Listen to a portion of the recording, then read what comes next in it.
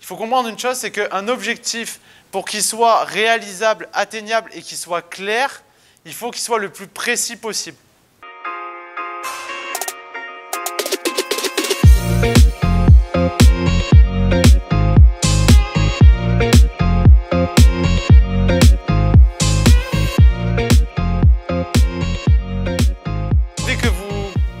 D'avoir cette métaphore, que vous gardiez en tête le jeu de fléchettes, parce que quand je parle objectif, et c'est valable en entreprise, je peux vous assurer qu'en entreprise, alors la personne qui viendra cet après-midi vous en parlera aussi, puisque j'ai été dans cette entreprise.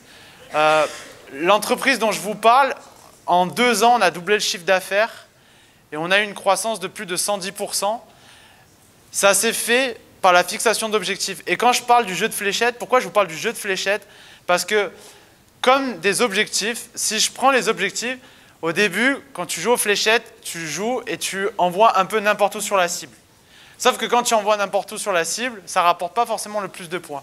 Et comme tu l'as si bien dit là-bas, ce qui rapporte le plus de points, c'est les cases qui sont les plus petites à atteindre. Et pour les objectifs, c'est un peu la même chose. Il faut comprendre une chose, c'est qu'un objectif, pour qu'il soit réalisable, atteignable et qu'il soit clair, il faut qu'il soit le plus précis possible. Et donc, pour le rendre précis, ce n'est pas forcément facile, et ça demande un petit peu de difficulté et un peu de réflexion. Mais plus on sera précis, plus ça nous rapportera des points, un peu comme au jeu de fléchettes.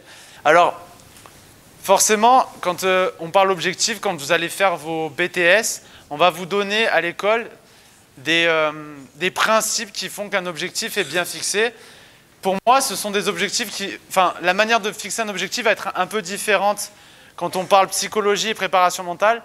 Pour moi, le premier paramètre pour qu'un objectif soit bien fixé, c'est qu'il doit être en accord avec une vision et des valeurs.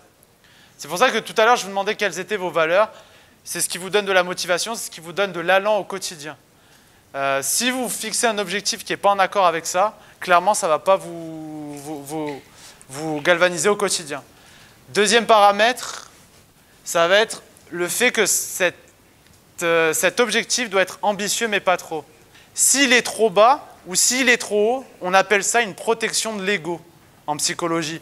Ce qu'on appelle une protection de l'ego, c'est-à-dire que si l'objectif est trop bas, c'est une manière de se dire que c'est facile à atteindre et donc du coup que je vais l'atteindre facilement et que je vais me sentir bien parce que j'ai atteint l'objectif. Sauf qu'il était trop bas et ce n'est pas forcément assez ambitieux. Deuxièmement, si l'objectif est trop haut, oui, il va y avoir de l'épuisement, mais pour certaines personnes, ça a été le cas quand on a étudié certains sportifs de haut niveau, le fait de se fixer des objectifs trop hauts, c'est aussi une protection de l'ego pour se dire de toute façon, si je ne l'atteins pas, c'était tellement démesuré que personne ne m'en voudra. Donc dans les deux sens, ça peut être ce qu'on appelle une protection de l'ego. Troisième paramètre, il faut que cet objectif soit formulé positivement. Est-ce que vous savez ce que ça veut dire, ça? Un truc, formuler positivement, ça veut dire que si je me dis dans ma tête « j'arrête de fumer », c'est pas la même chose que, comme l'a dit je ne sais plus qui, être en bonne santé. Être en bonne santé, c'est formuler positivement. Dire « j'arrête de fumer », ça ne me donne pas forcément une vision sur les actions que je veux mettre en place et sur les raisons qui me poussent à arrêter de fumer. Donc ça veut dire ça, positivement. Quatrième paramètre, donc je crois que c'est venu de là, c'est conçu en étapes, forcément.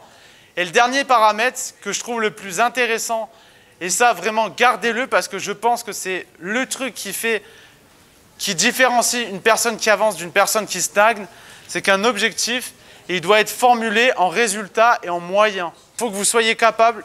Je pense que s'il y a autant d'entreprises qui n'atteignent pas leur objectif, c'est parce qu'ils se contentent simplement de fixer des objectifs quantitatifs. Le fait de concevoir l'objectif aussi en moyen, c'est entre guillemets planifier les actions que je vais mettre au quotidien qui vont me permettre d'atteindre mon objectif.